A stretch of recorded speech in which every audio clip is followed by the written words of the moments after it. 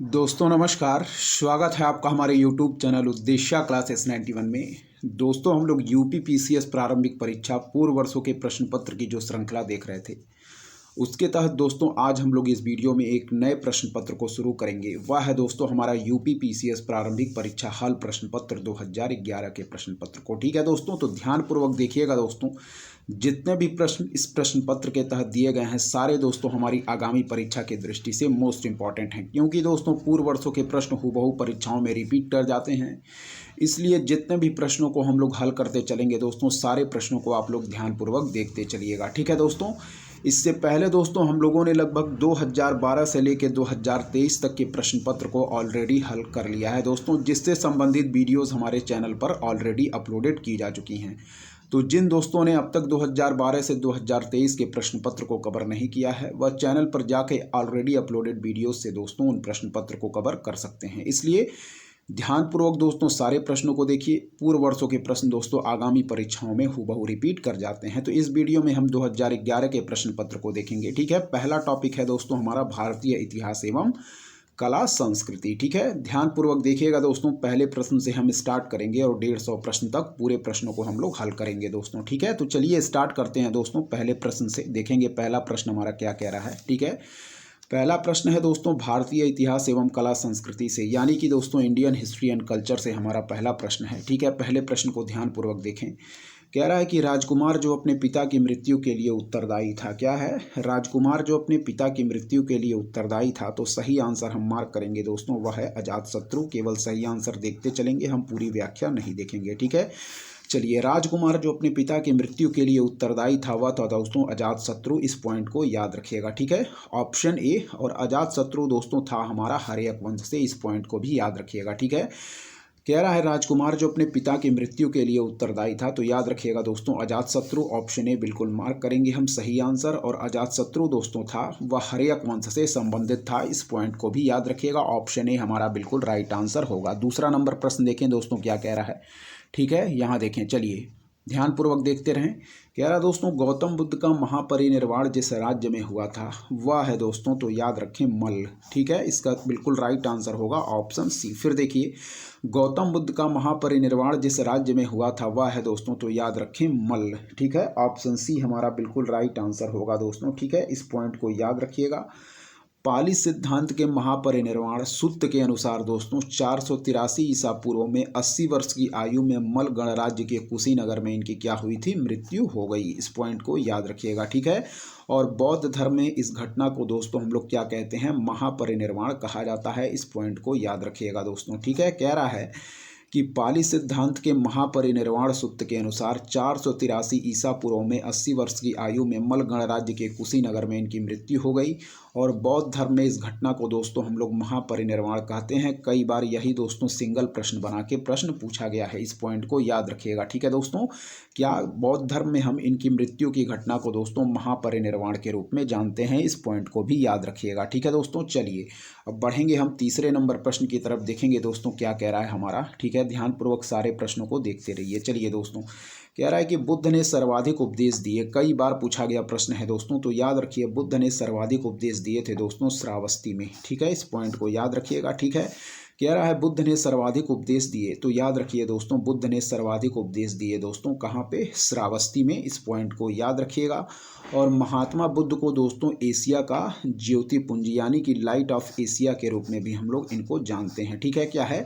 महात्मा बुद्ध को एशिया का ज्योतिपुंज भी कहा जाता है। ठीक है, यहाँ देखें महात्मा बुद्ध ने अपना पहला उपदेश कहाँ दिया था? याद रखें सारनाथ में दिया। ठीक है, जिसे बौद्ध ग्रंथों में हम लोग किस नाम से जानते हैं? धर्म चक्र प्रवर्तन। सिंगल प्रश्न बना के यह प्रश्न कई बार पूछा गया है। याद रखिएगा कि महात्मा बुद्ध ने अपना पहला उपदेश सारनाथ में दिया, जिसे बौद्ध ग्रंथों में धर्म चक्र प्रवर्तन कहा जाता है। ठीक है, बुद्ध ने अपने सर्वाधिक उपदेश दोस्तों कोसल देश की राजधानी श्रावस्ती में दिए। इस पॉइंट को याद रखिएगा। ठीक है, याद रखिए बुद्ध ने अपने सर्वाधिक उपदेश कोसल देश की राजधानी श्रावस्ती में दिए। ठीक है, इस पॉइंट को याद रखिएगा दोस्तों। ठीक है, और कह रहा है कि कोसल 6ठी शताब्दी ईसा पूर्व के 16 महाजनपदों में से एक था। इस पॉइंट को याद रखिएगा।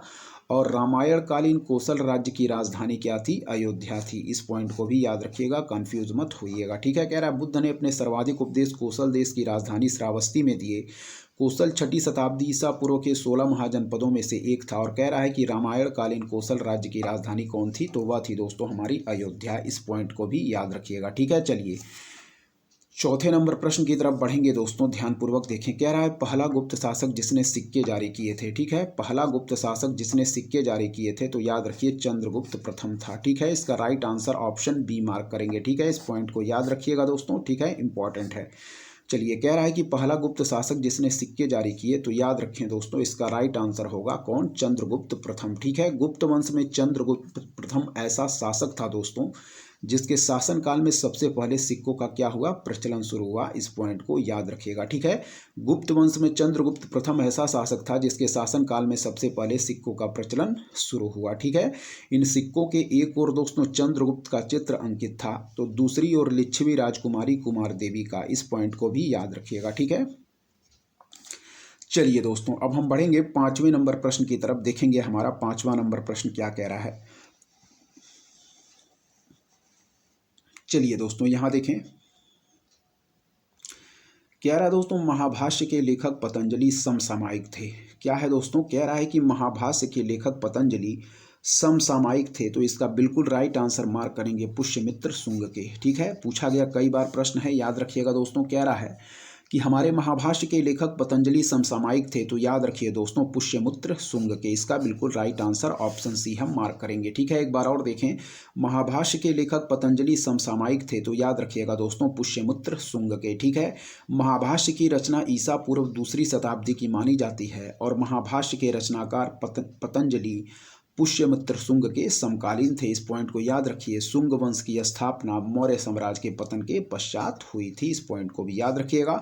तो हमारे दोस्तों महाभाष्य के रचनाकार जो पतंजलि थे वह पुष्यमित्र शुंग के समसामयिक थे। इस पॉइंट को याद रखिएगा। चलिए दोस्तों आगे के प्रश्न को हम देखेंगे क्या कह रहा है यहाँ, ध्यानपूर्वक देखें। 6ठा नंबर प्रश्न हमारा, ठीक है। कह रहा है दोस्तों निम्नलिखित कथनों पर विचार कीजिए तथा नीचे दिए गए कूट से सही उत्तर चुनिए, ठीक है दोस्तों। कह रहा है कि विक्रम संमत 58 ईसा पूर्व से आरंभ हुआ। क्या है, कह रहा है दोस्तों विक्रम संमत 58 ईसा पूर्व से प्रारंभ हुआ, ठीक है।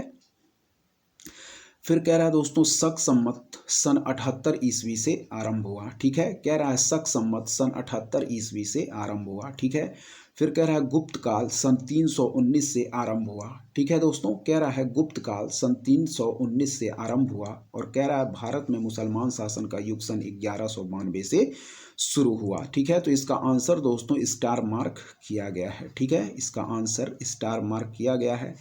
कह रहा है दोस्तों कि विक्रमी संमत 57 ईसा पूर्व से आरंभ हुआ। क्या है, जो कह रहा है कि विक्रमी संमत 58 ईसा पूर्व, यह दोस्तों 58 ईसा पूर्व से नहीं होगा, ठीक है। इस पॉइंट को याद रखिएगा। हमारा विक्रम संमत दोस्तों कब 57 ईसा पूर्व से आरंभ हुआ, ना कि 58 ईसा पूर्व से। तो पहला पॉइंट हमारा गलत दिया गया है। कह रहा है कि अन्य सभी कथन क्या है दोस्तों, सही हैं, ठीक है। अन्य सभी कथन दोस्तों सही है, ठीक है। ऑप्शन यहाँ गलत दिया गया है दोस्तों, ठीक है। 2 भी सही है दोस्तों, 3 भी और चौथा पॉइंट भी हमारा सही है। यानी कि दोस्तों शक संमत 78 सन 78 से आरंभ हुआ, गुप्त काल सन 319 से आरंभ हुआ, भारत में मुसलमान शासन का युग क्या है, सन 1192 से शुरू हुआ। इस पॉइंट को याद रखिए, ठीक है। विक्रम संमत दोस्तों 58 ईसा पूर्व से आरंभ ना होकर दोस्तों कब 57 ईसा पूर्व से आरंभ हुआ। इस पॉइंट को याद रखिएगा, ठीक है दोस्तों। और शक संमत सन 78 से आरंभ हुआ, गुप्त काल सन 319 से आरंभ हुआ, भारत में मुसलमान शासन का युग सन 1192 से शुरू हुआ। इस पॉइंट को याद रखिएगा, ठीक है। जबकि विक्रम संमत कब 57 ईसा पूर्व से आरंभ हुआ, ना कि 58 ईसा पूर्व से। इस पॉइंट को याद रखिएगा, ठीक है। शक संमत दोस्तों सन 78 से आरंभ हुआ, गुप्त काल सन 319 से आरंभ हुआ, भारत में मुसलमान शासन का युग सन 1192 से शुरू हुआ। इस पॉइंट को याद रखिएगा। ऑप्शन हमारे राइट नहीं दिए गए हैं दोस्तों, केवल एक हमारा गलत दिया गया है, बाकी की तीनों पॉइंट हमारे सही दिए गए हैं। एक बार और देखें, विक्रम संमत सन 58 ईसा पूर्व में आरंभ ना होकर दोस्तों 57 ईसा पूर्व से आरंभ हुआ, ठीक है। शक संमत 78 से दोस्तों आरंभ हुआ, गुप्त काल सन 319 से आरंभ हुआ और भारत में मुसलमान शासन का युग सन 1192 से शुरू हुआ। तो कह रहा है विक्रमी संमत 57 ईसा पूर्व से आरंभ हुआ, अन्य सभी कथन सही हैं। इस पॉइंट को याद रखिएगा। बढ़ेंगे आगे के प्रश्नों की तरफ। चलिए दोस्तों, यहाँ देखें क्या रहा है, निम्नलिखित सूफी संतों में से कौन एक सर्वप्रथम अजमेर में बस गए थे। तो इसका राइट आंसर मार्क करेंगे शेख मोइनुद्दीन चिश्ती दोस्तों। ठीक है, इसका यह पॉइंट याद रखिएगा, कई बार पूछा गया प्रश्न है। ठीक है, निम्नलिखित सूफी संतों में से कौन एक सर्वप्रथम अजमेर में बस गए थे दोस्तों। तो याद रखिए शेख मोइनुद्दीन चिश्ती। ठीक है, इस पॉइंट को याद रखिएगा। कह रहा है यहाँ पे कि शेख मोइनुद्दीन चिश्ती मोहम्मद गौरी के साथ 1192 ईस्वी में क्या थे, भारत आए थे। ठीक है, इन्होंने दोस्तों चिश्तिया परंपरा की नींव रखी और अजमेर को अपना केंद्र यानी कि खानकाह बनाया। ठीक है, इन्होंने चिश्तिया परंपरा की नींव रखी और अजमेर को अपना केंद्र यानी कि खानकाह बनाया। अतः सर्वप्रथम अजमेर में बसने वाले प्रथम सूफी संत शेख मोइनुद्दीन चिश्ती थे। इस पॉइंट को याद रखिएगा। ठीक है, ऑप्शन ए हम बिल्कुल राइट आंसर इसका मार्क करेंगे कि निम्नलिखित सूफी संतों में से कौन एक सर्वप्रथम अजमेर में बस गए थे। तो याद रखिएगा दोस्तों शेख मोइनुद्दीन चिश्ती, इसका बिल्कुल हम राइट आंसर मार्क करेंगे। ठीक है, इस पॉइंट को याद रखिएगा, कई बार पूछा गया प्रश्न है। और यह भी याद रखिए कि इन्होंने ही दोस्तों चिश्तिया परंपरा की नींव रखी और अजमेर को क्या है, अपना केंद्र यानी कि खानकाह बनाया। ठीक है, अतः सर्वप्रथम अजमेर में बसने वाले प्रथम सूफी संत थे दोस्तों शेख मोइनुद्दीन चिश्ती। इस पॉइंट को याद रखिएगा दोस्तों, इंपॉर्टेंट है। जितने भी पूर्व वर्षों के प्रश्न हम लोग हल करते चल रहे हैं दोस्तों, सारे प्रश्नों को आप लोग ध्यानपूर्वक देखते चलिए, क्योंकि दोस्तों पूर्व वर्षों के प्रश्न हूबहू आगामी परीक्षाओं में रिपीट कर जाते हैं। इसलिए दोस्तों पूर्व वर्षों के प्रश्न हमारे मोस्ट इंपॉर्टेंट होते हैं परीक्षा की दृष्टि से। ठीक है, तो सारे प्रश्नों को आप लोग ध्यानपूर्वक देखते चलिए दोस्तों। चलिए आगे के प्रश्नों की तरफ हम ध्यानपूर्वक बढ़ेंगे। और दोस्तों यदि आपको हमारा कंटेंट पसंद आ रहा है तो हमारे चैनल दोस्तों उद्देश्य क्लासेस 91 को जरूर सब्सक्राइब करें दोस्तों, लाइक करें, अपने दोस्तों के बीच शेयर करें और ऐसे ही दोस्तों लगातार पढ़ते रहें। हमारे चैनल की तरफ से दोस्तों अच्छा से अच्छा कंटेंट प्रोवाइड करने की आपको पूरी कोशिश की जाएगी दोस्तों, इसलिए ध्यानपूर्वक सारे प्रश्नों को देखते रहें दोस्तों। चलिए बढ़ेंगे आगे।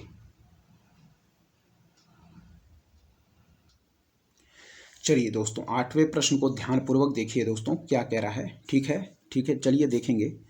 कह रहा दोस्तों दिल्ली के किस सुल्तान ने ब्राह्मणों पर भी जजिया लगाया था। क्या है, दिल्ली के किस सुल्तान ने ब्राह्मणों पर भी जजिया लगाया था। तो इसका राइट आंसर होगा दोस्तों फिरोज तुगलक। ठीक है, याद रखें दोस्तों, कह रहा है दिल्ली के किस सुल्तान ने ब्राह्मणों पर भी जजिया लगाया था। तो याद रखिएगा दोस्तों, इसका सही आंसर हम मार्क करेंगे ऑप्शन बी फिरोज तुगलक। ठीक है, और बलबन को दोस्तों हम लोग रक्त और लौह की नीति के लिए भी जानते हैं, इस पॉइंट को भी याद रखिएगा। ठीक है, रक्त और लौ की नीति के लिए हम लोग किसको जानते हैं। तो याद रखिएगा दोस्तों बलबन को। ठीक है, और दिल्ली के किस सुल्तान ने ब्राह्मणों पर भी जजिया लगाया था। तो इस पॉइंट को याद रखिएगा, ऑप्शन बी हमारा फिरोज तुगलक बिल्कुल इसका राइट आंसर होगा दोस्तों, ऑप्शन बी। ठीक है, ध्यानपूर्वक सारे प्रश्नों को देखते चलिए, बढ़ेंगे दोस्तों 9वें नंबर प्रश्न की तरफ। यहाँ देखें क्या कह रहा है। ठीक है, कह रहा दोस्तों निम्नलिखित युग्मों में से कौन सुमेलित नहीं है। ठीक है, कह रहा दोस्तों अजमेर, कह रहा दोस्तों अजमेर कुब्बत उल इस्लाम। तो यही दोस्तों पहला ही पॉइंट हमारा सुमेल नहीं है, इस पॉइंट को याद रखिएगा। ठीक है, फिर कह रहा है दोस्तों जौनपुर अटाला मस्जिद, बिल्कुल सही सुमेल है दोस्तों।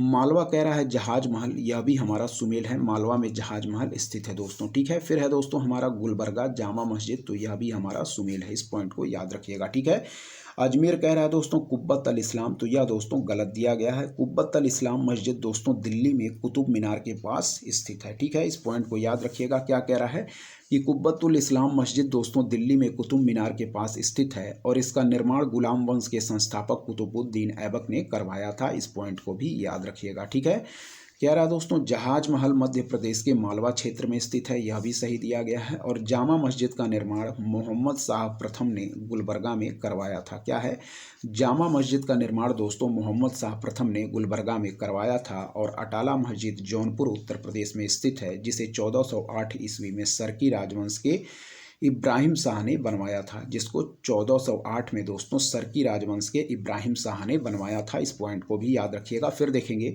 निम्नलिखित युग्मों में से कौन सुमेलित नहीं है। तो याद रखिए दोस्तों अजमेर कुब्बत उल इस्लाम। ठीक है, कुब्बत उल इस्लाम मस्जिद अजमेर में स्थित ना होकर दोस्तों कुब्बत उल इस्लाम मस्जिद दोस्तों दिल्ली में कुतुब मीनार के पास स्थित है और इसका निर्माण गुलाम वंश के संस्थापक कुतुबुद्दीन ऐबक ने करवाया था। ठीक है, और अटाला मस्जिद कह रहा है, तो अटाला मस्जिद दोस्तों हमारा जौनपुर उत्तर प्रदेश में स्थित है, जिसे 1408 ईस्वी में सरकी राजवंश के इब्राहिम शाह ने बनवाया। क्या, जिसे 1408 ईस्वी में सरकी राजवंश के इब्राहिम शाह ने बनवाया। ठीक है, जहाज महल मध्य प्रदेश के मालवा क्षेत्र में स्थित है। जामा मस्जिद का निर्माण मोहम्मद शाह प्रथम ने गुलबर्गा में करवाया था, इस पॉइंट को भी याद रखिएगा। 10वें नंबर प्रश्न की तरफ बढ़ेंगे दोस्तों। ठीक है, चलिए देखिए 10वां नंबर कह रहा है दोस्तों कि 13वीं और 14वीं सदी ईस्वी में भारतीय किसान खेती नहीं करते थे, तो याद रखिएगा दोस्तों मक्का की। ठीक है, इस पॉइंट को याद रखिएगा, इंपॉर्टेंट है। कह रहा है दोस्तों कि 13वीं और 14वीं सदी ईस्वी में भारतीय किसान खेती नहीं करते थे, तो याद रखिएगा दोस्तों मक्का की। ठीक है, इस पॉइंट को याद रखिए। भारतीय किसानों ने मक्का की खेती का आरंभ क्या है 17वीं शताब्दी के मध्य में किया, जबकि गेहूं जो चावल की खेती 13वीं और 14वीं शताब्दी में भी करते थे। ठीक है, भारतीय उपमहाद्वीप में चावल और गेहूं के साक्ष्य तो लगभग 6000 ईसा पूर्व से ही मिलने लगते हैं। इस पॉइंट को याद रखिएगा कि 13वीं और 14वीं सदी ईस्वी में भारतीय किसान खेती नहीं करते थे, तो ऑप्शन डी मक्का यानी कि मेज की। ठीक है, याद रखिएगा। चलिए आगे देखेंगे 11वां नंबर प्रश्न।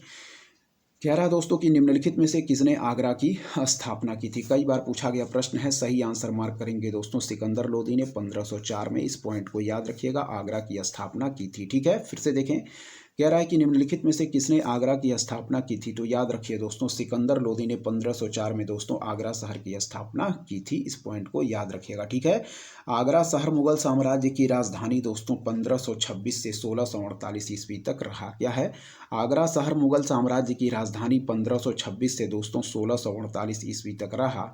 इस शहर की 3 इमारत दोस्तों ताजमहल, ठीक है, आगरा किला, फतेहपुर सीकरी यूनेस्को विश्व धरोहर स्थल की सूची में शामिल हैं। क्या है, इस शहर की 3 इमारत ताजमहल, आगरा किला और फतेहपुर सीकरी। क्या है, ताजमहल, आगरा किला और फतेहपुर सीकरी दोस्तों यूनेस्को विश्व धरोहर स्थल की सूची में शामिल हैं। इस पॉइंट को भी याद रखिएगा। कौन, ताजमहल, आगरा का किला और दोस्तों फतेहपुर सीकरी। इस पॉइंट को याद रखिएगा। सही आंसर ऑप्शन सी हम मार्क करेंगे। सिकंदर लोदी ने आगरा शहर की स्थापना 1504 में की थी। इस पॉइंट को याद रखिएगा दोस्तों। ठीक है, चलिए यहाँ देखें 12वां नंबर प्रश्न क्या कह रहा है, ध्यानपूर्वक देखिएगा। कह रहा है दोस्तों 1665 ईस्वी में शिवाजी ने किस मुगल सेना नायक के साथ प्रसिद्ध पुरंदर की संधि पर हस्ताक्षर किया था। ठीक है, इस पॉइंट को याद रखिएगा। क्या कह रहा है, कह रहा दोस्तों कि 1665 ईस्वी में शिवाजी ने किस मुगल सेना नायक के साथ प्रसिद्ध पुरंदर की संधि पर हस्ताक्षर किया था, तो याद रखिएगा दोस्तों जय सिंह इसका बिल्कुल राइट आंसर हम मार्क करेंगे। ठीक है, कह रहा दोस्तों 1665 ईस्वी में शिवाजी ने मुगल सेना नायक मिर्जा राजा जय सिंह के साथ प्रसिद्ध पुरंदर की संधि पर हस्ताक्षर किए।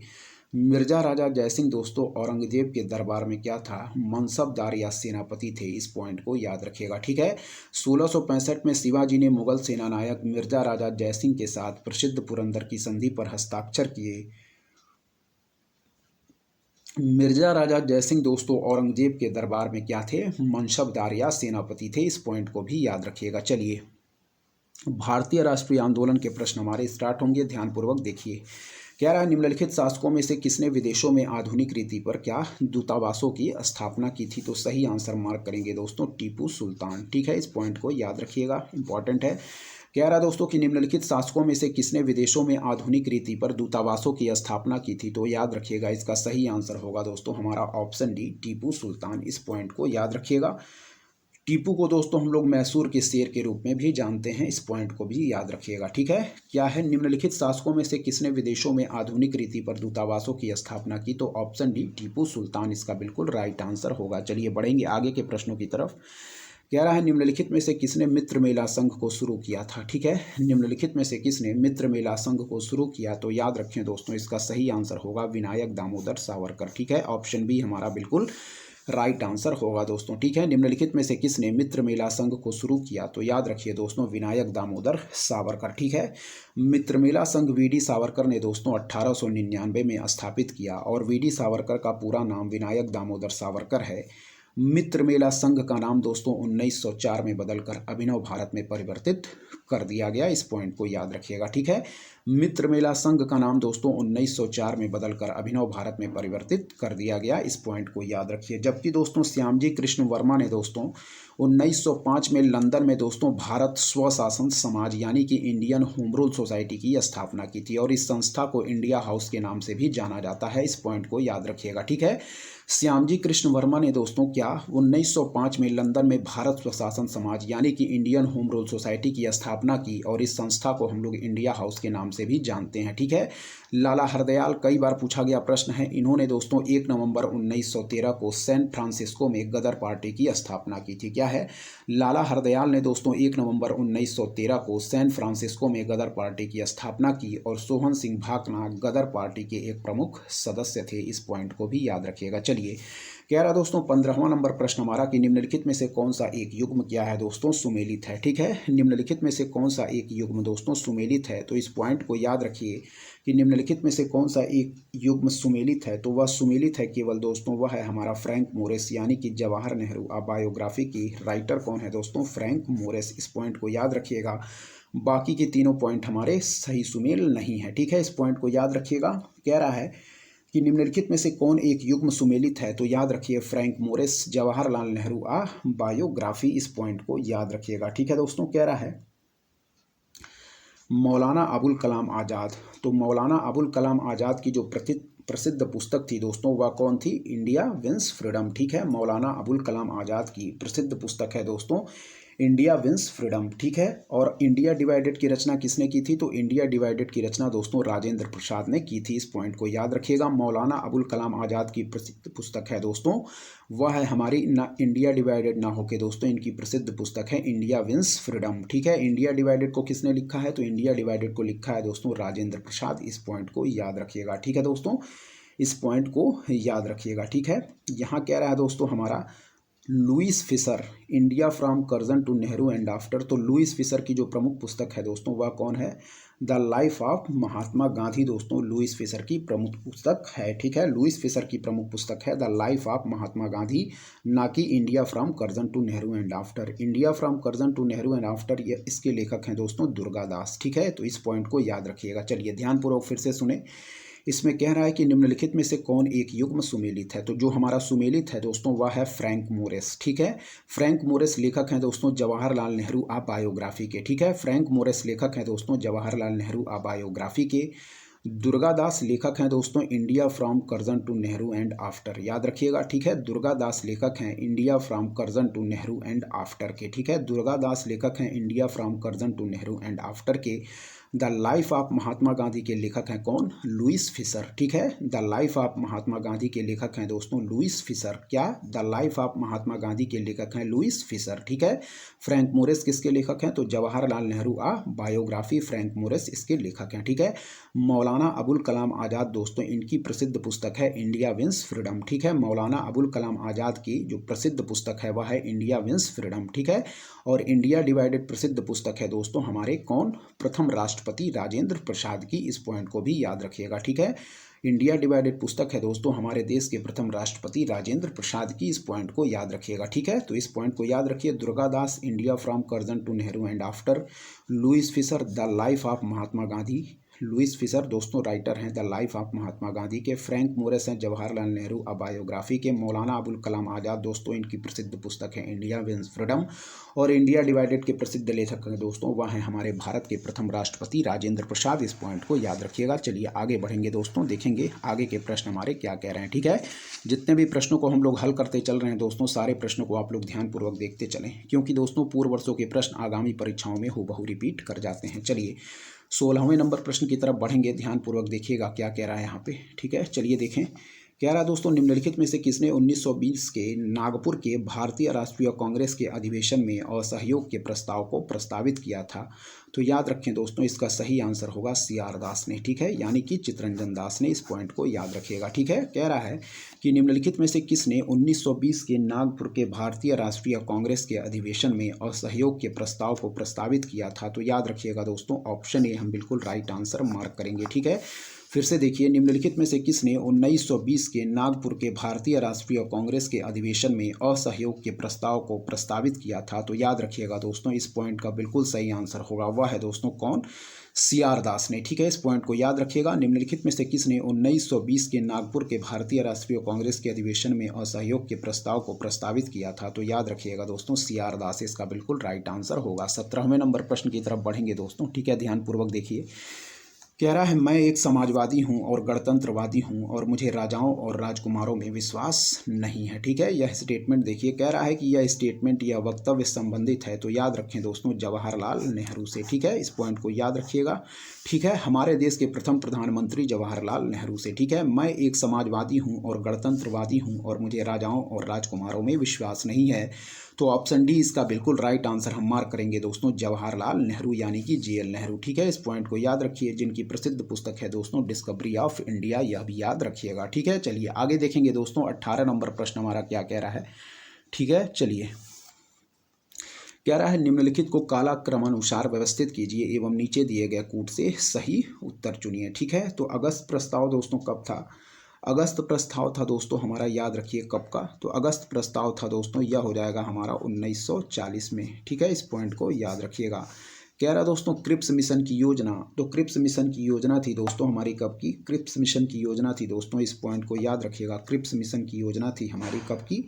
1942 की थी दोस्तों हमारी क्रिप्स मिशन की योजना। ठीक है, फिर कह रहा है दोस्तों मंत्रिमंडल मिशन की योजना। ठीक है, मंत्रिमंडल मिशन की योजना दोस्तों, तो याद रखिए मंत्रिमंडल मिशन की योजना कब हो जाएगी? मंत्रिमंडल मिशन की योजना हो जाएगी दोस्तों यह।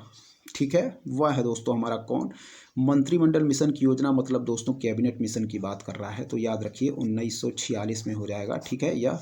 और फिर कह रहा हूँ दोस्तों वेवल की योजना, तो वेवल की योजना थी हमारी 14 जून 1945 को। ठीक है, याद रखिएगा। चलिए अब हम सीरीज को व्यवस्थित करेंगे। ठीक है, तो सबसे पहले हो जाएगा दोस्तों हमारा कौन? वह है दोस्तों अगस्त प्रस्ताव यानी कि 1940। फिर हो जाएगा दोस्तों हमारा कौन? वह हो जाएगा क्रिप्स की योजना यानी कि 1942। और फिर हो जाएगा दोस्तों हमारा वेवल की योजना 1945, और लास्ट में हो जाएगा मंत्रिमंडल मिशन की योजना यानी कि 1946। तो सही सीरीज होगी दोस्तों हमारी 1, 3, 4 और 2। इस पॉइंट को याद रखिएगा। सही आंसर हम मार्क करेंगे दोस्तों ऑप्शन सी को। ठीक है, इस पॉइंट को याद रखिएगा। सही सीरीज हमारी होगी वह है 1, 3, 4 और 2। ठीक है, अगस्त प्रस्ताव 1940 में हुआ था दोस्तों। ठीक है, क्रिप्स की योजना 1942 में। ठीक है, वेवल की योजना 1945 में, और मंत्रिमंडल मिशन की योजना 1946 में। इस पॉइंट को याद रखिएगा। सही सीरीज 1, 3, 4 और 2 होगी। ठीक है, चलिए आगे देखेंगे। चलिए दोस्तों यहाँ 19वां नंबर प्रश्न देखें क्या कह रहा है, ध्यानपूर्वक देखते चलें सारे प्रश्नों को। निम्नलिखित में से किसने स्वदेशी आंदोलन का नेतृत्व दिल्ली में किया था? तो सही आंसर मार्क करेंगे सैयद हैदर रजा ने। ठीक है, इस पॉइंट को याद रखिएगा कि निम्नलिखित में से किसने स्वदेशी आंदोलन का नेतृत्व दिल्ली में किया था, तो याद रखें सैयद हैदर रजा ने। और स्वदेशी आंदोलन दोस्तों हमारा बंगाल विभाजन से संबंधित था, इस पॉइंट को भी याद रखिएगा। ठीक है, निम्नलिखित में से किसने स्वदेशी आंदोलन का नेतृत्व दिल्ली में किया था, तो याद रखिएगा सैयद हैदर रजा ने। इस पॉइंट को याद रखिएगा, इंपॉर्टेंट है। 20वें नंबर प्रश्न को हम देखेंगे दोस्तों। ठीक है, चलिए देखें यहाँ क्या कह रहा है। चलिए दोस्तों 20वें नंबर प्रश्न को ध्यानपूर्वक देखिएगा। ठीक है, चलिए देखें। निम्नलिखित नेताओं में से किसने भारत छोड़ो आंदोलन के दौरान जेल से फरार होकर भूमिगत गतिविधियों को संगठित किया था? ठीक है, तो इसका सही आंसर होगा दोस्तों, वह है दोस्तों हमारा जयप्रकाश नारायण। ठीक है, जिनको हम लोग दोस्तों JP के नाम से भी जानते हैं। ठीक है, निम्नलिखित नेताओं में से किसने भारत छोड़ो आंदोलन के दौरान जेल से फरार होकर भूमिगत गतिविधियों को संगठित किया था? तो याद रखिए जयप्रकाश नारायण, इसका बिल्कुल राइट आंसर हम मार्क करेंगे। ठीक है, फिर से देखें, निम्नलिखित नेताओं में से किसने भारत छोड़ो आंदोलन के दौरान जेल से फरार होकर भूमिगत गतिविधियों को संगठित किया था? तो याद रखें जयप्रकाश नारायण। ठीक है, भारत छोड़ो आंदोलन 1942 के दौरान जयप्रकाश नारायण ने दोस्तों हजारीबाग जेल, वर्तमान में झारखंड राज्य में स्थित है हजारीबाग जेल, ठीक है, से फरार होकर भूमिगत गतिविधियों को संगठित किया था। भूमिगत गतिविधियों में दोस्तों अच्युत पटवर्धन, ठीक है, अरुणा आसफ अली, राम मनोहर लोहिया, सुचेता कृपलानी, बीजू पटनायक आदि जैसे नेताओं ने भी भारत छोड़ो आंदोलन की बागडोर संभाल ली थी। इस पॉइंट को याद रखिएगा। एक बार और देखेंगे, भारत छोड़ो आंदोलन 1942 के दौरान जयप्रकाश नारायण ने हजारीबाग जेल, वर्तमान में झारखंड राज्य में स्थित, से फरार होकर भूमिगत गतिविधियों को संगठित किया था। ठीक है, भूमिगत गतिविधियों में अच्युत पटवर्धन थे, अरुणा आसफ अली थी, राम मनोहर लोहिया थे, सुचेता कृपलानी थी, बीजू पटनायक थे आदि जैसे नेताओं ने भी भारत छोड़ो आंदोलन की बागडोर संभाल ली थी। इस पॉइंट को याद रखिएगा। 21वें और 22 नंबर प्रश्न की तरफ हम बढ़ेंगे। ठीक है दोस्तों, कह रहा है कि 1857 क्या है, 1857 की क्रांति के निम्नलिखित नेताओं में से किसका वास्तविक नाम रामचंद्र पांडुरंग था? तो सही आंसर मार्क करेंगे तात्या टोपे। ठीक है, इस पॉइंट को याद रखिएगा कि 1857 की क्रांति के निम्नलिखित नेताओं में से किसका वास्तविक नाम रामचंद्र पांडुरंग था? तो याद रखिएगा ऑप्शन सी तात्या टोपे, इसका बिल्कुल राइट आंसर होगा दोस्तों। ठीक है, इस पॉइंट को याद रखिएगा। ठीक है, कह रहा है तात्या टोपे के नाम से प्रसिद्ध रामचंद्र पांडुरंग ने 1857 की क्रांति में अहम भूमिका निभाई थी। ठीक है, फिर देखिए यहाँ कह रहा है भारतीय राष्ट्रीय कांग्रेस का एकमात्र अधिवेशन जिसे महात्मा गांधी द्वारा संबोधित किया गया था संपन्न हुआ था। तो याद रखें बेलगांव, और बेलगांव कहाँ स्थित है दोस्तों? कर्नाटक में। ठीक है, बेलगांव कहाँ स्थित है दोस्तों? कर्नाटक में। ठीक है, भारतीय राष्ट्रीय कांग्रेस का एकमात्र अधिवेशन जिसे महात्मा गांधी द्वारा संबोधित किया गया था वह था दोस्तों बेलगांव, कर्नाटक में। और कब दोस्तों? तो याद रखिएगा वह था दोस्तों 1924 का अधिवेशन। ठीक है, भारतीय राष्ट्रीय कांग्रेस का एकमात्र अधिवेशन जिसे महात्मा गांधी द्वारा संबोधित किया गया था संपन्न हुआ था। तो याद रखें दोस्तों बेलगांव, कर्नाटक में। कब? 1924 में। इस पॉइंट को भी याद रखिएगा। ठीक है, और दोस्तों यह भी याद रखिए कि भारतीय राष्ट्रीय कांग्रेस का एकमात्र अधिवेशन जो गांव में आयोजित किया गया था वह था दोस्तों हमारा फैजपुर अधिवेशन। इस पॉइंट को भी याद रखिएगा। ठीक है, भारतीय राष्ट्रीय कांग्रेस का एकमात्र अधिवेशन जो गांव में आयोजित किया गया था वह था दोस्तों हमारा फैजपुर अधिवेशन। ठीक है, इस पॉइंट को याद रखिएगा 1937 में। इस पॉइंट को भी याद रखिएगा, इंपॉर्टेंट है, कई बार पूछा गया प्रश्न है। ठीक है, चलिए बढ़ेंगे दोस्तों हम 23वें नंबर प्रश्न की तरफ। चलिए ध्यानपूर्वक देखिएगा, निम्नलिखित में से किसने सभी 3 गोलमेज सम्मेलनों में भाग लिया था? तो सही आंसर मार्क करेंगे BR अम्बेडकर। ठीक है, क्या है? निम्नलिखित में से किसने सभी 3 गोलमेज सम्मेलनों में भाग लिया था? तो याद रखिएगा BR अम्बेडकर इसका बिल्कुल सही आंसर होगा। ठीक है, निम्नलिखित में से किसने सभी 3 गोलमेज सम्मेलनों में भाग लिया था? तो याद रखिएगा BR अम्बेडकर। और महात्मा गांधी ने केवल द्वितीय गोलमेज सम्मेलन में भाग लिया था। इस पॉइंट को भी याद रखिएगा। ठीक है, निम्नलिखित में से किसने सभी 3 गोलमेज सम्मेलनों में भाग लिया था? तो BR अम्बेडकर। याद रखिएगा, कई बार पूछा गया प्रश्न है, ऑप्शन बी हमारा राइट आंसर होगा। ठीक है, चलिए कह रहा है कि निम्नलिखित में से किसने बंगाल के विभाजन के विरोध में हुए आंदोलन का नेतृत्व किया था? तो इसका सही आंसर मार्क करेंगे सुरेंद्रनाथ बनर्जी। ठीक है, फिर से देखिए, निम्नलिखित में से किसने बंगाल के विभाजन 1905 के विरोध में हुए आंदोलन का नेतृत्व किया था? तो याद रखिएगा दोस्तों सुरेंद्रनाथ बनर्जी इसका बिल्कुल राइट आंसर होगा। ठीक है, निम्नलिखित में से किसने बंगाल के विभाजन 1905 के विरोध में हुए आंदोलन का नेतृत्व किया था? तो याद रखिएगा दोस्तों क्या है? सुरेंद्रनाथ बनर्जी। ठीक है, इस पॉइंट को याद रखिएगा।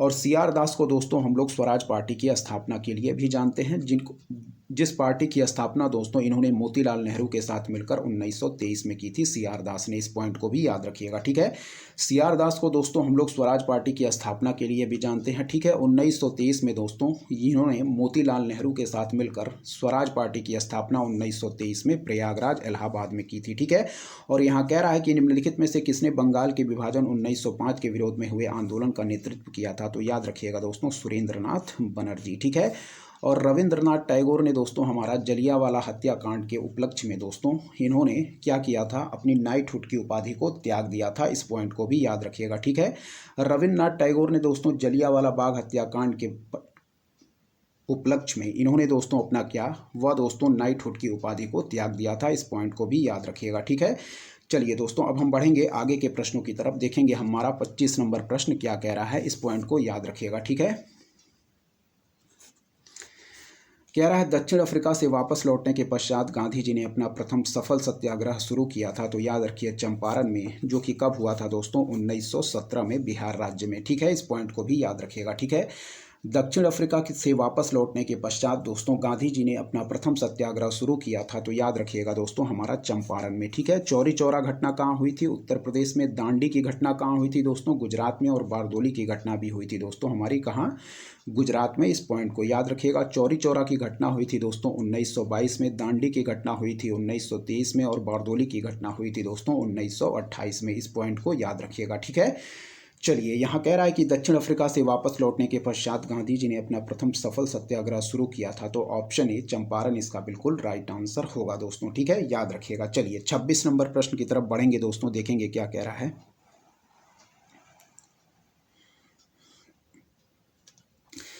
कह रहा है निम्नलिखित में से वह कौन था जो काकोरी षड्यंत्र कांड में फांसी की सजा से बच गया था? तो याद रखें दोस्तों चंद्रशेखर आजाद। आजाद हैं, आजाद ही रहेंगे दोस्तों। ठीक है, निम्नलिखित में से वह कौन था जो काकोरी षड्यंत्र कांड में फांसी की सजा से बच गया था? तो याद रखिएगा दोस्तों चंद्रशेखर आजाद। इस पॉइंट को याद रखिएगा। ठीक है, क्या है?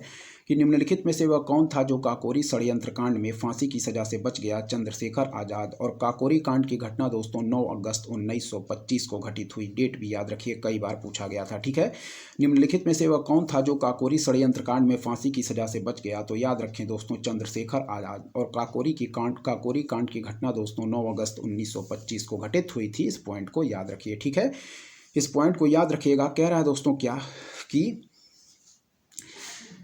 हिंदुस्तान रिपब्लिकन एसोसिएशन, क्या है? HRA, हिंदुस्तान रिपब्लिकन एसोसिएशन के सदस्य चंद्रशेखर आजाद व अशफाक उल्ला खां, राम प्रसाद बिस्मिल, रोशन सिंह, राजेंद्र लाहड़ी आदि ने मिलकर दोस्तों 8 down Saharanpur Lucknow passenger train से रेल विभाग का खजाना क्या किया था? लूट लिया था। ठीक है, 8 down Saharanpur Lucknow passenger train से रेल विभाग का खजाना लूट लिया था और फलस्वरूप अशफाक उल्ला खां, राम प्रसाद बिस्मिल, रोशन सिंह और राजेंद्र लाहड़ी को फांसी दे दी गई, लेकिन दोस्तों चंद्रशेखर आजाद फरार हो गए। ठीक है, चलिए आगे देखेंगे। भारत एवं विश्व का भूगोल हम देखेंगे दोस्तों। ठीक है, इंपॉर्टेंट है। कह रहा है 27 नंबर प्रश्न हमारा, अम्ल वर्षा से निम्नलिखित देशों में से कौन क्षतिग्रस्त होते हैं? तो याद रखिए दोस्तों, सही आंसर मार्क करेंगे हम इसका बिल्कुल दोस्तों कनाडा और नॉर्वे। ठीक है, इस पॉइंट को याद रखिएगा। ऑप्शन बी हम बिल्कुल राइट आंसर मार्क करेंगे। ठीक है, कह रहा है अम्ल वर्षा से निम्नलिखित देशों में से कौन क्षतिग्रस्त होते हैं? तो याद रखिए दोस्तों, कनाडा और नॉर्वे हम बिल्कुल राइट आंसर मार्क करेंगे। ठीक है, इस पॉइंट को याद रखिएगा। ठीक है, कि अम्ल वर्षा से निम्नलिखित देशों में से कौन क्षतिग्रस्त होते हैं? तो याद रखिए दोस्तों, कनाडा और नॉर्वे इसका बिल्कुल राइट आंसर होगा। कह रहा है वायुमंडल में सल्फर डाइऑक्साइड और नाइट्रोजन ऑक्साइड की जल के साथ क्रिया होने पर नाइट्रिक अम्ल और गंधक का तेजाब सल्फ्यूरिक एसिड बन जाता है। यही अम्ल वर्षा के रूप में पृथ्वी पर गिरता है और अम्लीय वर्षा से प्रभावित देश कनाडा और नॉर्वे हैं। ठीक है, वायुमंडल में सल्फर डाइऑक्साइड और नाइट्रोजन ऑक्साइड की जल के साथ क्रिया होने पर नाइट्रिक अम्ल और गंधक का तेजाब बन जाता है और यही अम्ल वर्षा के रूप में पृथ्वी पर गिरता है। अम्लीय वर्षा से प्रभावित कनाडा और नॉर्वे हैं। कई बार पूछा गया प्रश्न है, याद रखिएगा। ठीक है, चलिए।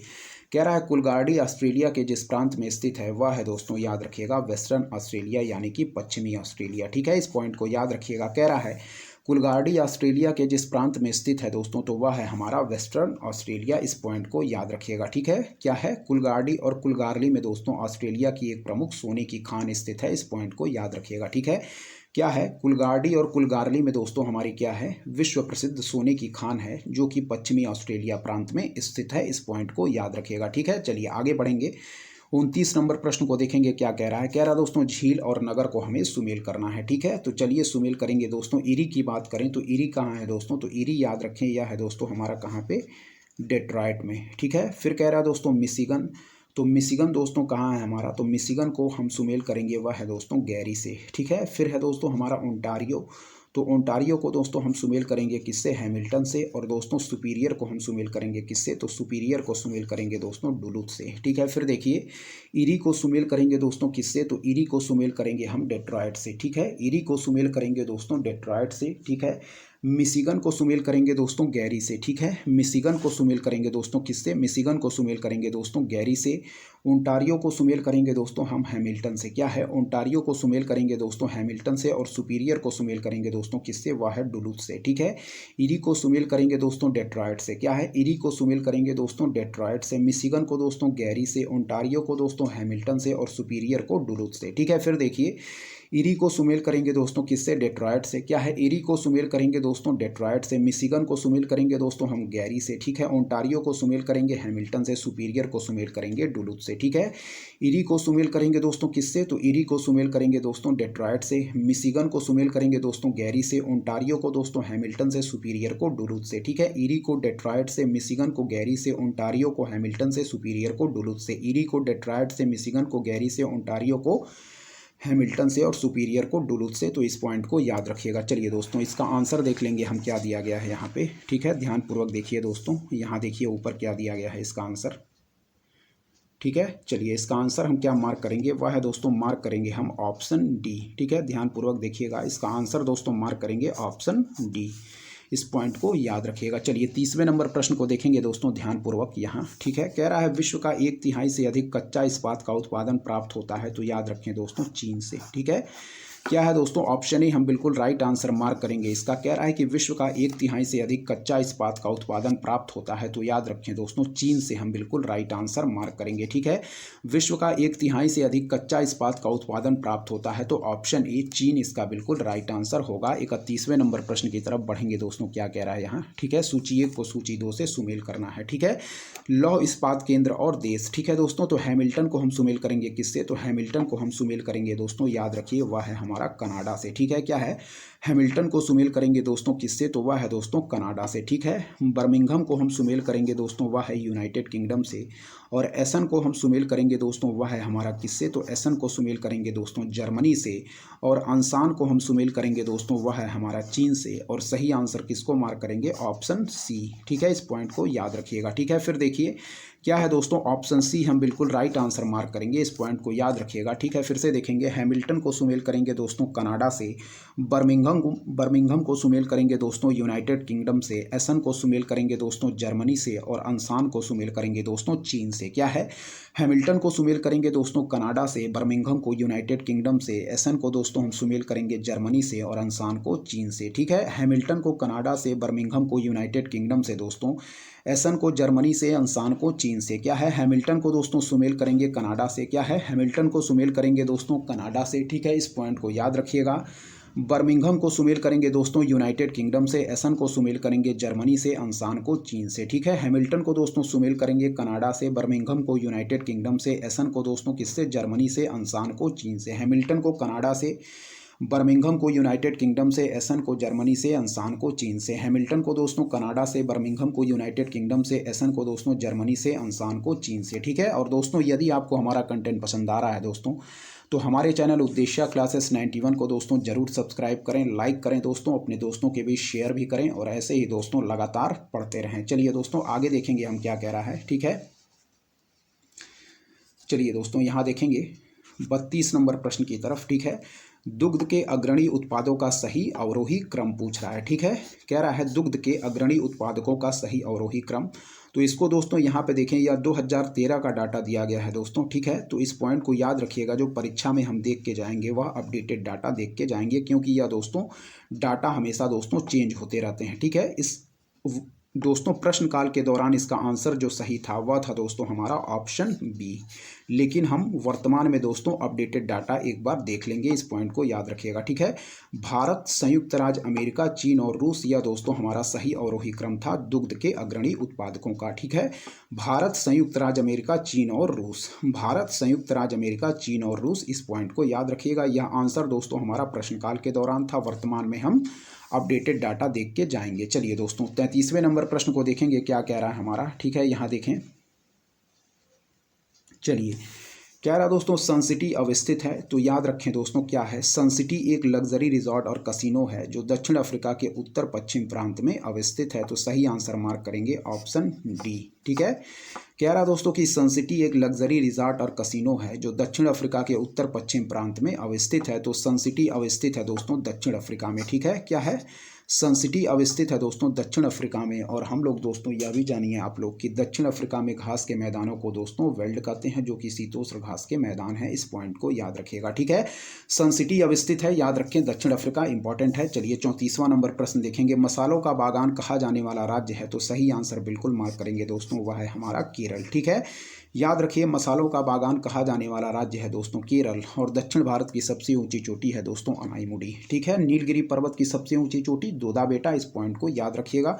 दक्षिण भारत की सबसे ऊंची चोटी है दोस्तों अनाईमुडी, इस पॉइंट को याद रखिएगा। और नीलगिरी पर्वत की सबसे ऊंची चोटी है दोस्तों दोदा बेटा, यह भी याद रखिए। और मसालों का बागान दोस्तों कहा जाने वाला राज्य है केरल, कई बार पूछा गया प्रश्न है, याद रखिएगा। चलिए दोस्तों आगे देखेंगे क्या कह रहा है हमारा। ठीक है, 35वां नंबर प्रश्न देखें, कह रहा है निम्नलिखित नगरों में से कौन राष्ट्रीय राजधानी प्रदेश में अवस्थित है। तो सही आंसर मार्क करेंगे केवल 2, 3 एवं 4, यानी कि खुर्जा, करनाल और रोहतक, जबकि अंबाला दोस्तों हमारा नहीं है राष्ट्रीय राजधानी क्षेत्र में। इस पॉइंट को याद रखिएगा। ठीक है, निम्नलिखित नगरों में से कौन राष्ट्रीय राजधानी प्रदेश में अवस्थित हैं। तो याद रखिए दोस्तों खुर्जा। ठीक है, फिर है दोस्तों हमारा कौन, रोहतक, और फिर है दोस्तों हमारा करनाल। इस पॉइंट को याद रखिएगा, ठीक है। कह रहा है निम्नलिखित नगरों में से कौन राष्ट्रीय राजधानी प्रदेश में अवस्थित है, तो याद रखिएगा दोस्तों खुर्जा हो जाएगा, रोहतक हो जाएगा और करनाल हो जाएगा, ठीक है। क्या है, निम्नलिखित नगरों में से कौन राष्ट्रीय राजधानी प्रदेश में अवस्थित है, तो याद रखिएगा दोस्तों खुर्जा, रोहतक और करनाल इसका बिल्कुल राइट आंसर होगा। केवल 2, 3 और 4 हम सही आंसर मार्क करेंगे, ठीक है दोस्तों, ध्यानपूर्वक याद रखिएगा। चलिए बढ़ेंगे दोस्तों हम 36वें नंबर प्रश्न की तरफ। चलिए 36वें नंबर प्रश्न को देखेंगे दोस्तों क्या कह रहा है, ठीक है। कह रहा है कि भारत में कोयला 2008-9 के 2 सबसे बड़े उत्पादक हैं, तो याद रखिएगा दोस्तों यह प्रश्नकाल के दौरान दोस्तों 2008-9 का डाटा था, डाटा पुराना हो चुका है, ठीक है, लेकिन सही आंसर एक बार देख लेंगे। कह रहा है भारत में कोयला 2008-9 के 2 सबसे बड़े उत्पादक हैं, तो याद रखिएगा छत्तीसगढ़ एवं झारखंड, ठीक है। वर्तमान परीक्षा के लिए दोस्तों हम लोग अपडेटेड डाटा देख के जाएंगे, ठीक है। या प्रश्नकाल के दौरान इसका आंसर छत्तीसगढ़ एवं झारखंड था, ठीक है। भारत में कोयला 2008-9 के 2 सबसे बड़े उत्पादक हैं, तो याद रखिएगा छत्तीसगढ़ एवं झारखंड, यह प्रश्नकाल के दौरान इसका आंसर था, ठीक है। 37वां नंबर प्रश्न देखेंगे दोस्तों क्या है। कह रहा है कि पेरियार गेम अभ्यारण्य प्रसिद्ध है दोस्तों, तो याद रखिए जंगली हाथियों के लिए। क्या है, कह रहा है दोस्तों हमारा कि पेरियार गेम अभ्यारण्य प्रसिद्ध है, तो याद रखिएगा दोस्तों जंगली हाथियों के लिए, ठीक है। पेरियार गेम अभ्यारण्य दोस्तों दक्षिण भारत के राज्य केरल में अवस्थित है और इसका नाम दोस्तों पेरियार नदी केरल के नाम पर रखा गया है और यह जंगली हाथियों के लिए प्रसिद्ध है। याद रखिएगा कि पेरियार गेम अभ्यारण्य प्रसिद्ध है तो जंगली हाथियों के लिए, ठीक है। चलिए 38 नंबर प्रश्न को देखेंगे क्या कह रहा है दोस्तों यहाँ पे, ठीक है। कह रहा है निम्नलिखित में से कौन महाराष्ट्र में नहीं स्थित है। क्या है, निम्नलिखित में से कौन महाराष्ट्र में नहीं स्थित है, तो याद रखिएगा दोस्तों इसका सही आंसर है मांडव पहाड़ियाँ, ठीक है। जबकि दोस्तों बालाघाट श्रेणी, हरिश्चंद्र श्रेणी और सतमाला पहाड़ियाँ, ये तीनों पहाड़ियाँ दोस्तों हमारी कहाँ पे, महाराष्ट्र में स्थित हैं। इस पॉइंट को याद रखिएगा, ठीक है। कह रहा है बालाघाट पर्वत श्रेणी, ठीक है, हरिश्चंद्र पर्वत श्रेणी, सतमाला पहाड़ियाँ महाराष्ट्र में स्थित हैं, जबकि मांडव पहाड़ियाँ दोस्तों याद रखें महाराष्ट्र में स्थित ना होकर कहाँ पे स्थित हैं, गुजरात में स्थित हैं दोस्तों हमारी मांडव पहाड़ियाँ। इस पॉइंट को याद रखिएगा, ठीक है। कह रहा है निम्नलिखित में से कौन महाराष्ट्र में नहीं स्थित है, तो याद रखिए मांडव पहाड़ियाँ। मांडव पहाड़ियाँ कहाँ स्थित है दोस्तों, यह गुजरात में स्थित हैं, जबकि बालाघाट श्रेणी, हरिश्चंद्र श्रेणी और सतमाला पहाड़ियाँ, ये तीनों ही दोस्तों जो पहाड़ियाँ दी गई हैं यह महाराष्ट्र में स्थित है, जबकि मांडव पहाड़ियाँ दोस्तों गुजरात में स्थित है। इस पॉइंट को याद रखिएगा। चलिए 39 नंबर प्रश्न को देखेंगे। कह रहा है निम्नलिखित में से कौन सा युग्म सुमेलित नहीं है, ठीक है। कोयली कह रहा है दोस्तों गुजरात, ठीक है, बिल्कुल सही सुमेल है, कोयली हमारा गुजरात में स्थित है, ठीक है। नागपट्टिनम कह रहा है दोस्तों आंध्र प्रदेश, यह भी सही सुमेल है। नुमालीगढ़ दोस्तों हमारा असम में, यह भी सही सुमेल है। लेकिन दोस्तों जो कह रहा है कि मनाली, ठीक है, तो मनाली दोस्तों कहाँ पे स्थित है, मनाली कह रहा है दोस्तों तमिलनाडु, ठीक है, मनाली कह रहा है दोस्तों तमिलनाडु, तो यह भी सही सुमेल है। जो सही सुमेल नहीं है दोस्तों वह है हमारा नागपट्टिनम। नागपट्टिनम दोस्तों आंध्र प्रदेश में स्थित ना होके कहाँ पे स्थित है, यह दोस्तों तमिलनाडु में स्थित है, ठीक है। इस पॉइंट को याद रखिएगा। कोयली दोस्तों गुजरात में बिल्कुल सही सुमेल है। नागपट्टिनम आंध्र प्रदेश में स्थित ना होकर दोस्तों तमिलनाडु में स्थित है। नुमालीगढ़ दोस्तों हमारा असम में और मनाली दोस्तों तमिलनाडु में। इस पॉइंट को भी याद रखिएगा, ठीक है। ये सभी दोस्तों क्या हैं, भारत की तेल रिफाइनरियां हैं, इनको याद रखिएगा, ठीक है। कोयली दोस्तों गुजरात में, नागपट्टिनम आंध्र प्रदेश में ना होके तमिलनाडु में, नुमालीगढ़ दोस्तों असम में, मनाली तमिलनाडु में, ठीक है। यहाँ देखें कोयली गुजरात में है दोस्तों, नागपट्टिनम तमिलनाडु में, नुमालीगढ़ दोस्तों असम में, मनाली तमिलनाडु में, तातीपाका आंध्र प्रदेश में और ये सभी भारत की तेल रिफाइनरी हैं, ठीक है। इस पॉइंट को याद रखिएगा। कोयली गुजरात, नागपट्टिनम आंध्र प्रदेश में ना होकर तमिलनाडु हो जाएगा, नुमालीगढ़ दोस्तों असम होगा, मनाली तमिलनाडु होगा, ठीक भी याद रखें। और यह याद रखें तातीपाका भी दोस्तों आंध्र प्रदेश में है। इस पॉइंट को याद रखिएगा, ठीक है। आंध्र प्रदेश में क्या है, तातीपाका, ना कि नागपट्टिनम। नागपट्टिनम कहाँ है, तमिलनाडु में, ठीक है। कोयली गुजरात हो जाएगा, नागपट्टिनम तमिलनाडु में हो जाएगा, ना कि आंध्र प्रदेश में, नुमालीगढ़ असम में, मनाली तमिलनाडु में, ठीक है। इस पॉइंट को याद रखिएगा। चलिए आगे बढ़ेंगे दोस्तों। 40वां नंबर, निम्नलिखित में से कौन गुजरात का बंदरगाह कस्बा नहीं है। क्या है, निम्नलिखित में से कौन गुजरात का बंदरगाह कस्बा नहीं है, तो याद रखिएगा दोस्तों जामनगर, ठीक है। कह रहा है निम्नलिखित में से कौन गुजरात का बंदरगाह कस्बा नहीं है, तो याद रखिएगा दोस्तों जामनगर इसका बिल्कुल राइट आंसर हम मार्क करेंगे, ठीक है। फिर से याद रखें एक बार कि निम्नलिखित में से कौन गुजरात का बंदरगाह कस्बा नहीं है, तो याद रखिएगा दोस्तों जामनगर इसका बिल्कुल राइट आंसर होगा ऑप्शन ए। जबकि दोस्तों ओखा, वेरावल और पोरबंदर ये सभी दोस्तों बंदरगाह कस्बा हैं गुजरात के, ठीक है। याद रखिएगा जामनगर हमारा गुजरात का बंदरगाह कस्बा नहीं है, ठीक है। चलिए अब बढ़ेंगे दोस्तों हम सामान्य विज्ञान एवं विज्ञान प्रौद्योगिकी के प्रश्नों की तरफ। यहाँ देखें क्या कह रहा है, ठीक है। चलिए देखिएगा ध्यानपूर्वक। कह रहा है दोस्तों हमारा यहाँ पे कि निम्नलिखित में से कौन सा युग्म एक इसमें दोस्तों सुमेल दिया गया है। ठीक है, तो याद रखें वह है दोस्तों हमारा जिंक फास्फाइड चूहे का विष। क्या है? जिंक फास्फाइड दोस्तों चूहे का विष, यही हमारा केवल सही सुमेल है दोस्तों। इस पॉइंट को याद रखिएगा। ठीक है, क्या है? इस पॉइंट को याद रखिए। कह रहा है हमारा जिंक फास्फाइड चूहे का विष। ठीक है, यहाँ कह रहा है दोस्तों सिल्वर आयोडाइड की बात कर रहा है। तो सिल्वर आयोडाइड को दोस्तों हम लोग इस्तेमाल कृत्रिम वर्षा कराने में करते हैं। क्या है? सिल्वर आयोडाइड का इस्तेमाल दोस्तों हम लोग उपयोग इसका कृत्रिम वर्षा कराने में करते हैं। ठीक है, और फिर कह रहा है दोस्तों सिल्वर क्लोराइड। तो सिल्वर क्लोराइड को दोस्तों हम लोग हॉर्न सिल्वर के रूप में भी जानते हैं। क्या है? सिल्वर क्लोराइड को दोस्तों हम लोग हॉर्न सिल्वर के रूप में भी जानते हैं। इस पॉइंट को याद रखिएगा, सिल्वर क्लोराइड को हॉर्न सिल्वर के रूप में जानते हैं। जबकि कह रहा है दोस्तों जिंक सल्फाइड। तो जिंक सल्फाइड को दोस्तों हम लोग किससे, जिंक सल्फाइड का उपयोग दोस्तों वर्णक के रूप में किया जाता है। जबकि याद रखें फेल्सफार ऊन दिया गया है तो दोस्तों हम लोग जिंक ऑक्साइड को फेल्सफार ऊन कहते हैं, ना कि जिंक सल्फाइड को। इस पॉइंट को याद रखिएगा। ठीक है, जिंक ऑक्साइड को दोस्तों हम लोग फेल्सफार ऊन कहते हैं, ना कि जिंक सल्फाइड को। ठीक है, इस पॉइंट को भी याद रखिएगा। सिल्वर आयोडाइड का उपयोग दोस्तों हम लोग कृत्रिम वर्षा कराने में करते हैं। सिल्वर क्लोराइड को दोस्तों हम लोग हॉर्न सिल्वर के रूप में उपयोग करते हैं। क्या है? सिल्वर क्लोराइड को हम लोग दोस्तों हॉर्न सिल्वर भी कहते हैं। इस पॉइंट को याद रखिएगा, silver chloride, horn silver.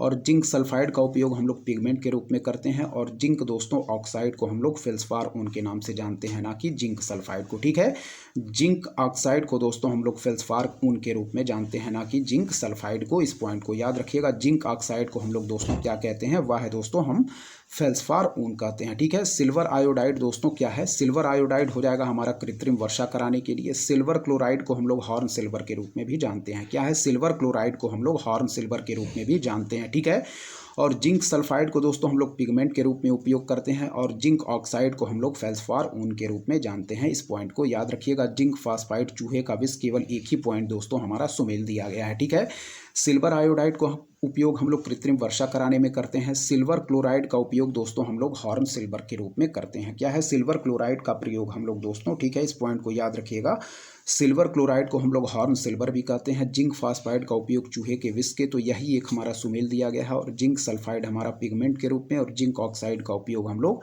Feldspar ऊन के रूप में करते हैं। इस पॉइंट को याद रखिएगा। 42 नंबर प्रश्न देखें, निम्नलिखित गैसों में से कौन प्रकाश संश्लेषण प्रक्रिया के लिए आवश्यक है? तो याद रखें दोस्तों CO2 यानी कि कार्बन डाइऑक्साइड। ठीक है, कह रहा है निम्नलिखित गैसों में से कौन प्रकाश संश्लेषण प्रक्रिया के लिए आवश्यक है? तो याद रखिएगा CO2 इसका बिल्कुल राइट आंसर होगा। ठीक है, फिर देखें निम्नलिखित गैसों में से कौन प्रकाश संश्लेषण प्रक्रिया के लिए आवश्यक है? तो CO2 इसका बिल्कुल राइट आंसर होगा। आगे के प्रश्न की तरफ बढ़ेंगे, देखेंगे 43 नंबर प्रश्न क्या कह रहा है। ठीक है, सूची 1 को सूची 2 से सुमेल करना है दोस्तों। ठीक है, तो मॉर्फिन को दोस्तों हम लोग सुमेल करेंगे किससे? तो मॉर्फिन को सुमेल करेंगे दोस्तों एनाल्जेसिक से। ठीक है, याद रखिएगा, मॉर्फिन को सुमेल करेंगे दोस्तों, वह है हमारा एनाल्जेसिक से। ठीक है, सोडियम को किससे सुमेल करेंगे? तो सोडियम को सुमेल करेंगे दोस्तों हम किरोसिन तेल से। ठीक है, बोरिक अम्ल को सुमेल करेंगे दोस्तों किससे? तो बोरिक अम्ल को सुमेल करेंगे एंटीसेप्टिक से। और जर्मन सिल्वर को दोस्तों सुमेल करेंगे मिश्र धातु से। और सही आंसर किसको मार्क करेंगे? वह है ऑप्शन डी। फिर से देखिए, मॉर्फिन को सुमेल करेंगे दोस्तों एनाल्जेसिक से। ठीक है, मॉर्फिन को सुमेल करेंगे दोस्तों एनाल्जेसिक से। सोडियम को सुमेल करेंगे दोस्तों हम किससे? वह है दोस्तों किरोसिन तेल से। बोरिक अम्ल को सुमेल करेंगे दोस्तों एंटीसेप्टिक से। जर्मन सिल्वर को सुमेल करेंगे दोस्तों मिश्र धातु से। ठीक है, मॉर्फिन को सुमेल करेंगे दोस्तों किससे? तो मॉर्फिन को सुमेल करेंगे एनाल्जेसिक से। सोडियम को किरोसिन तेल से। बोरिक अम्ल को एंटीसेप्टिक से। जर्मन सिल्वर को मिश्र धातु से। ठीक है, मॉर्फिन को एनाल्जेसिक से, सोडियम को किरोसिन तेल से, बोरिक अम्ल को एंटीसेप्टिक से, जर्मन सिल्वर को मिश्र धातु से। मॉर्फिन को एनाल्जेसिक से, सोडियम को किरोसिन तेल से, बोरिक अम्ल को एंटीसेप्टिक से, जर्मन सिल्वर को मिश्र धातु से। ठीक है, इस पॉइंट को याद रखिएगा। सही आंसर ऑप्शन डी मार्क करेंगे। ठीक है दोस्तों, ध्यानपूर्वक सारे प्रश्नों को आप लोग देखते चलें। और दोस्तों यदि आपको हमारा कंटेंट पसंद आ रहा है तो हमारे चैनल उद्देश्य क्लासेस 91 को दोस्तों जरूर सब्सक्राइब करें, लाइक करें दोस्तों, अपने दोस्तों के बीच शेयर करें और ऐसे ही लगातार पढ़ते रहें दोस्तों। 44वें नंबर प्रश्न की तरफ हम बढ़ेंगे, देखेंगे दोस्तों क्या दे रहा है हमारा 44वां नंबर प्रश्न। ठीक है, यहाँ देखिए क्या कह रहा है। चलिए दोस्तों ध्यानपूर्वक देखिएगा, 44वां नंबर प्रश्न हमारा क्या कह रहा है। ठीक है, देखेंगे ध्यानपूर्वक। यहाँ देखें, कह रहा दोस्तों निम्नलिखित में से कौन स्कर्वी रोग के इलाज में, क्या है, स्कर्वी रोग के इलाज में उपयोगी है? तो याद रखिए दोस्तों आंवला। ठीक है, बिल्कुल सही आंसर होगा आंवला, क्योंकि दोस्तों स्कर्वी रोग के हमारे क्या है, स्कर्वी रोग के इलाज में दोस्तों उपयोगी है हमारा विटामिन सी। और विटामिन सी दोस्तों प्रचुर मात्रा में आंवला में पाया जाता है। ठीक है, और विटामिन सी को दोस्तों हम लोग एस्कॉर्बिक एसिड के रूप में भी जानते हैं। इस पॉइंट को याद रखिएगा। और विटामिन सी के अन्य स्रोतों में दोस्तों नींबू वंश के खट्टे फल हैं। टमाटर है दोस्तों, पपीता है, आलू है, अमरूद आदि है। ठीक है, विटामिन सी के अन्य स्रोतों में दोस्तों क्या है, नींबू वंश के खट्टे फल हैं, टमाटर है, पपीता है, आलू है, अमरूद है आदि है। इस पॉइंट को याद रखिएगा। ठीक है, विटामिन सी के अन्य स्रोतों में नींबू वंश के खट्टे फल हैं दोस्तों, टमाटर है, पपीता है, आलू, अमरूद आदि हैं। ठीक है, चलिए आगे देखेंगे दोस्तों क्या है। कह रहा है दोस्तों प्रक्षेपणास्त्र अस्त्र है। क्या है दोस्तों, यहाँ कह रहा है, देखें यहाँ पे ध्यानपूर्वक क्या कह रहा है। कह रहा है दोस्तों प्रक्षेपणास्त्र अस्त्र है, तो याद रखें दोस्तों वह है हमारा एक हवा से हवा प्रक्षेपणास्त्र। ठीक है, इस पॉइंट को याद रखिएगा। कह रहा दोस्तों प्रक्षेपणास्त्र अस्त्र क्या है, तो याद रखें दोस्तों अस्त्र हमारा दोस्तों एक हवा से हवा प्रक्षेपणास्त्र है। ठीक है, इस पॉइंट को याद रखिएगा। ठीक है, एक हवा से हवा प्रक्षेपणास्त्र है दोस्तों हमारा अस्त्र। ठीक है, इस पॉइंट को याद रखिएगा। कह रहा है प्रक्षेपणास्त्र अस्त्र है, तो याद रखें दोस्तों एक हवा से हवा प्रक्षेपणास्त्र है हमारा अस्त्र। इस पॉइंट को याद रखिएगा। ऑप्शन सी हमारा बिल्कुल सही आंसर होगा। ठीक है, अस्त्र प्रक्षेपणास्त्र क्या है दोस्तों, तो याद रखें एक हवा से हवा प्रक्षेपणास्त्र है हमारा अस्त्र। इस पॉइंट को याद रखिएगा। ठीक है दोस्तों, कह रहा है अस्त्र दृश्य सीमा से परे हवा से हवा में मार करने वाला प्रक्षेपास्त्र है, जिसे भारत के रक्षा अनुसंधान और विकास संगठन ने विकसित किया है। इसकी मारक क्षमता 100 किलोमीटर से अधिक है और इसमें ठोस ईंधन प्रणोदक का इस्तेमाल किया जाता है। ठीक है, तो अस्त्र के बारे में यह जानकारियां आप लोग ध्यान रखेंगे। चलिए 46 नंबर प्रश्न की तरफ बढ़ेंगे दोस्तों। क्या कह रहा है, ठीक है, देखें ध्यानपूर्वक। कह रहा है दोस्तों गोल्डन धान में सर्वाधिक मात्रा होती है, तो याद रखें दोस्तों विटामिन ए की। कई बार पूछा गया प्रश्न है, गोल्डन राइस की बात कर रहा है। ठीक है, कह रहा है गोल्डन धान में सर्वाधिक मात्रा होती है, तो याद रखिए दोस्तों विटामिन ए की इसका बिल्कुल राइट आंसर होगा। ठीक है, कह रहा है व्याख्या कि गोल्डन धान में सर्वाधिक मात्रा में विटामिन ए पाया जाता है। इसका रंग दोस्तों हल्दी जैसा है और यह ओरेजा सटाइवा चावल की एक किस्म है। ठीक है, याद रखिएगा गोल्डन धान में सर्वाधिक मात्रा में विटामिन ए पाया जाता है। इसका रंग हल्दी जैसा है और यह ओरेजा सटाइवा चावल की एक किस्म है, जिसे दोस्तों बीटा कैरोटीन के जैव संश्लेषण के लिए जेनेटिक इंजीनियरिंग द्वारा बनाया जाता है। ठीक है, बीटा कैरोटीन एक ऐसा तत्व है जो शरीर में दोस्तों विटामिन ए में परिवर्तित हो जाता है। क्या है, बीटा कैरोटीन एक ऐसा तत्व है जो शरीर में दोस्तों विटामिन ए में परिवर्तित हो जाता है। तो इस पॉइंट को इंपॉर्टेंट है, याद रखिएगा दोस्तों कि हमारा गोल्डन धान में सर्वाधिक मात्रा में होती है कौन, विटामिन ए। क्या है, गोल्डन धान में सर्वाधिक मात्रा में होती है दोस्तों विटामिन ए। कई बार पूछा गया प्रश्न है, याद रखिएगा गोल्डन धान में सर्वाधिक मात्रा में होती है विटामिन ए। ठीक है, इसमें बीटा कैरोटीन एक ऐसा तत्व है दोस्तों जो शरीर में विटामिन ए में क्या होता है, परिवर्तित हो जाता है। इस पॉइंट को याद रखिएगा। चलिए आगे देखेंगे।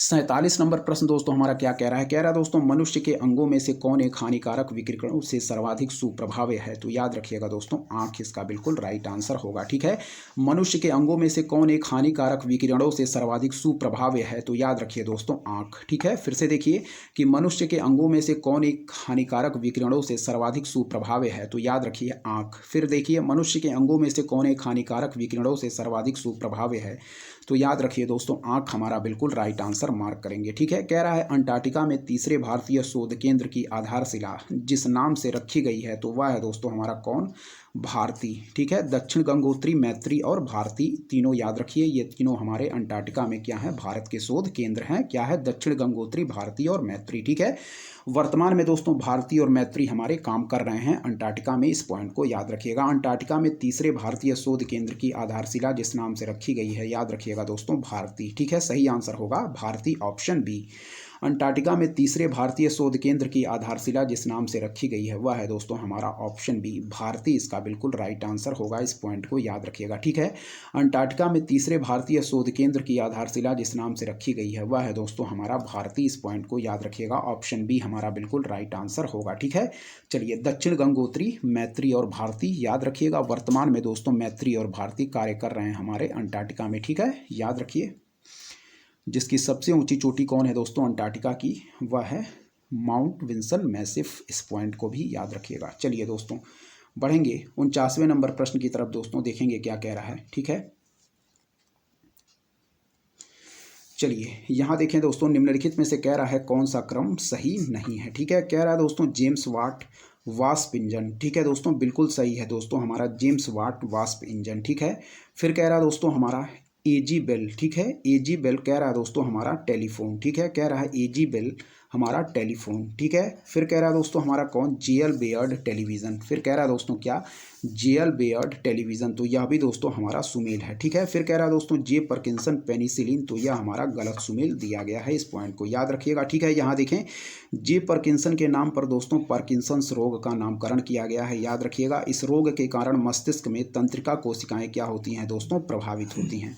फिर कह रहा है पेनिसिलिन की खोज स्कॉटलैंड के जीव वैज्ञानिक एवं औषधि निर्माता अलेक्जेंडर फ्लेमिंग ने 1928 में की थी, इस पॉइंट को याद रखिएगा। तो जे पार्किंसन जो पेनिसिलिन दिया गया है यह हमारा सही सुमेल नहीं है, जबकि जेम्स वाट दोस्तों कह रहा है कि वासपिंजन, बिल्कुल सही सुमेल है दोस्तों।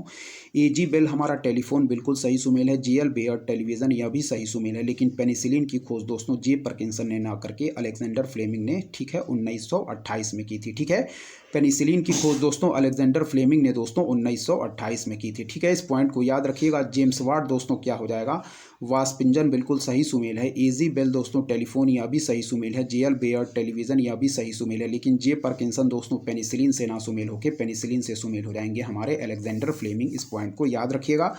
50वां नंबर प्रश्न देखेंगे, किसी व्यक्ति का पूरा प्रतिबिंब देखने के लिए एक समतल दर्पण की न्यूनतम ऊंचाई होती है, तो याद रखें दोस्तों इसका सही आंसर होगा व्यक्ति की ऊंचाई की आधी। ठीक है, क्या है, कह रहा दोस्तों किसी व्यक्ति का पूरा प्रतिबिंब देखने के लिए एक समतल दर्पण की न्यूनतम ऊंचाई होती है, तो याद रखें व्यक्ति की ऊंचाई की आधी। ठीक है, क्या है, फिर देखें किसी व्यक्ति का पूरा प्रतिबिंब देखने के लिए एक समतल दर्पण की न्यूनतम ऊंचाई होती है, तो याद रखें व्यक्ति की ऊंचाई की आधी। ऑप्शन बी हमारा बिल्कुल राइट आंसर मार्क करेंगे। ठीक है, कई बार पूछा गया प्रश्न है। ठीक है दोस्तों, तो इस वीडियो में यहीं तक रखते हैं दोस्तों। इसके बाकी बचे हुए पार्ट को हम लोग एक और वीडियो लाएंगे और उसमें दोस्तों कंप्लीट करेंगे। ठीक है, तो दोस्तों यदि आपको हमारा कंटेंट पसंद आ रहा है तो हमारे चैनल उद्देश्य क्लासेस 91 को दोस्तों ज़रूर सब्सक्राइब करें, लाइक करें दोस्तों, अपने दोस्तों के भी शेयर भी करें और ऐसे ही लगातार पढ़ते रहें दोस्तों, क्योंकि आगामी बहुत सारी परीक्षाएं लगी हुई हैं। ठीक है दोस्तों, तो तब तक के लिए दोस्तों धन्यवाद। जय हिंद, जय भारत दोस्तों। लगातार पढ़ते रहें, हमारे चैनल की तरफ से अच्छा कंटेंट प्रोवाइड करने की दोस्तों आपको पूरी कोशिश की जाएगी दोस्तों। धन्यवाद, जय हिंद, जय भारत दोस्तों।